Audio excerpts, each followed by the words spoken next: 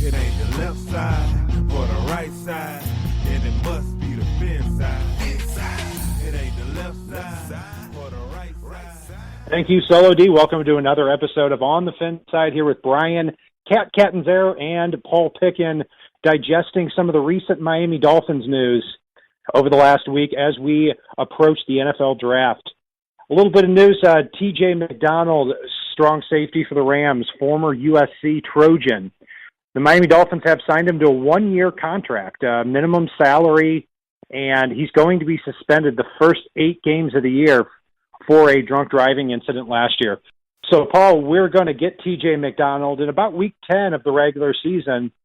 Does he play free safety? Is he a backup strong safety? Is he a player that the Dolphins just put in and see where he figures in this lineup? What did you make of this signing here, TJ McDonald?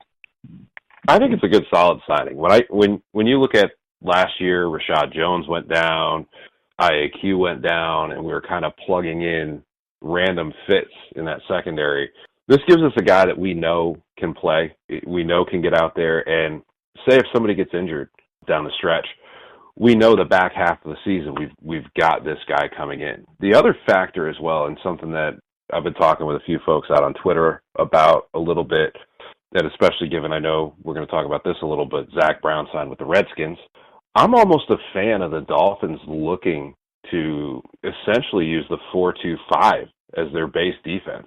Plug 3 safeties out on that field, and really you can move a guy like Rashad up in the box. You can move a guy like TJ McDonald up in the box, and depending on if you're able to draft somebody that can be out there on a down-to-down basis, you could potentially set it up, given some of the safety talent in this draft, to really run that 4-2-5 as your base defense. And that might be something they're thinking about, given the fact that they haven't said Kiko Alonso is going to be an outside backer. They haven't said Lawrence Timmons is going to be in the middle. They haven't really clarified what their positions are going to be. And you go 4-2-5, you get a little of the best of both worlds there and can do a lot of dynamic things. So I'm kind of waiting to see here, but I'm curious. Very, very curious. Yeah, I think that's a great observation. A lot of teams in the NFL, too, are starting to go that way with that 4-2-5. I mean, some of these teams are in a base package anyway through the majority of the game, but you look at personnel-wise, the Carolina Panthers, they drafted Shaq Thompson a couple of years ago out of Washington. It was kind of that safety linebacker tweener. I think that's a big reason why there's a lot of interest in Jabril Peppers as a first-round pick. You look at Deion Buchanan, who was a first-round pick a few years ago of the Arizona Cardinals. They drafted him and saw the potential to have Buchanan, Tyrann Mathieu, Tony Jefferson, 3 safeties on the field basically all at one time.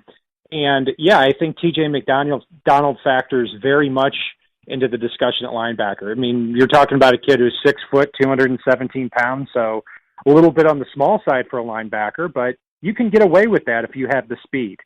I'm glad that they got him, and I believe they're going to look at him as that linebacker safety tweener instead of that free safety where he may not be quite fast enough to do that. But to me, I think on a minimum salary, 1-year deal, it's an added bonus. Paul, going back to what you said about Zach Brown, Washington Redskins signed him to a 1-year, $4.65 million contract, really a wait-and-see type of deal. I got to tell you, I'm pissed off at this. I really am. I mean, first of all, I would have taken Zach Brown over Lawrence Timmons anyway. He's younger, he's faster, he's coming off a better season, he's more scheme flexible. I think you could have covered a lot of ground against the New England Patriots with Kiko Alonso and Zach Brown in the middle of your defense. And if you're going to give up run defense with Kiko and Zach Brown in the middle of your defense, I was fine with that. So I thought the Dolphins really missed an opportunity here. I'm torn on this. I like Zach Brown. I do think he's very, very athletically gifted out on the football field.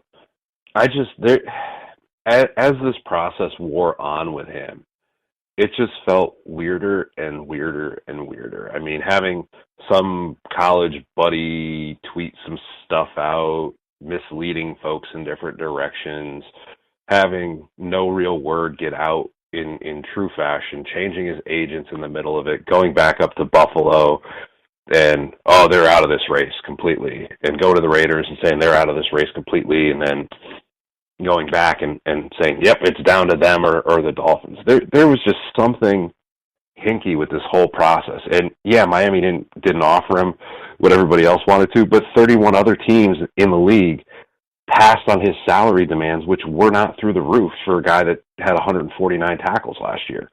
So I don't know. There is something that we don't know about this entire process with this kid. And given that I hate unknowns in that way, I'm almost okay with the fact that the Dolphins passed, especially since I'd almost prefer to see them look at that 4.25 now that they've got McDonald. Speaking of pains in the ass, Dion Jordan was cut by the Dolphins this week. I can't say any of us are surprised. You know, I've always said that when it comes to Dion Jordan, former third overall pick, when you look at the physical makeup, I'm willing to defer to team judgment on this because I really think they gave him every opportunity to make this roster.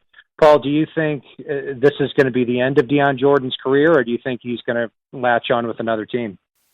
I'll be honest with you. Right now, especially given a conversation that I had with Greg Likens here on the show the other day, it's Dion Jordan. He was a talented player, but he had all the assets, but he wasn't a guy that really seemed willing to put the work in and didn't really seem to love football. And if you're not willing to put the work in and you don't love football, this is a 12 to 14 hour a day job that you have to love to be successful at in some way, shape, or form. You have to find something about it to love if you want to be able to maintain a level of success. And Dion got fat and slow and wasn't putting the work in, had his problems. I mean, it sounds like he was a really nice kid, but football doesn't sound like it really was his forever answer. And it's unfortunate because he had all the God-given gifts in the world. He was just such a weird situation because, keep in mind, when the Dolphins drafted him third overall, traded up to get him, if he didn't go number 3 to the Dolphins, he wasn't falling past 6 that year to the Cleveland Browns when they took Barkevius Mingo. And there were little to no questions about this kid's work ethic, about his character. Coming out, I think he did fail a drug test or 2 for marijuana, but that's pretty common in the NFL draft process as it goes along. It didn't seem to worry a whole lot of teams, or else he would have plummeted down draft boards. But I think this is a kid that came in the NFL, got a few $1 million, liked to smoke weed, and that was the end of it. And it's a shame because I think he's going to look back at his life when he's 33, 34 years old and said, you know what, if I had busted my butt for 5 or 6 years, I could have made more money than I would have known what to do with, had a more productive career, more productive life. So the Brian Catanzaro jersey curse continues. I have a Jonathan Martin jersey, a Dion Jordan jersey. I was thinking about buying a Laramie Tunsil jersey, but I think I'm going to advise against that now.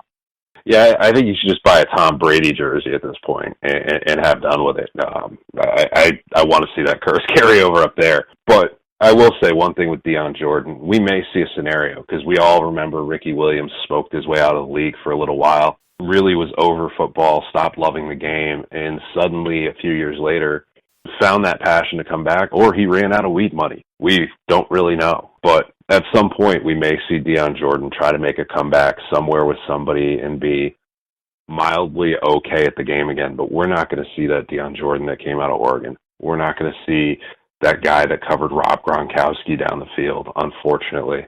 And it's a shame. But, you know, best wishes to him, more power to him. I don't have any ill will towards him.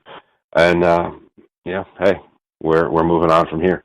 Well, if he goes to the Jets and starts playing well, then I'm going to have some major ill will toward him. But yeah, I think this is somebody not very interested in playing football anymore. Maybe I'm wrong. Time will tell.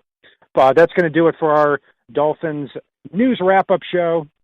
And you can follow us on Facebook, on Twitter, on Spreaker, on YouTube, and on iTunes. Brian Catanzaro and Paul Pickin signing off. And if it's not on the right side and it's not on the left side, it is on the fin side. Have a good night. It ain't the left side or the right side, then it must be the fin side. Inside. It ain't the left side or the right side, then it must be the fin side. Listen, Dolphins fans across the land all tuning in to see what Brian, Cat, and Paul about to do again. We rep our team, you can't change, stop, or ruin it. All we need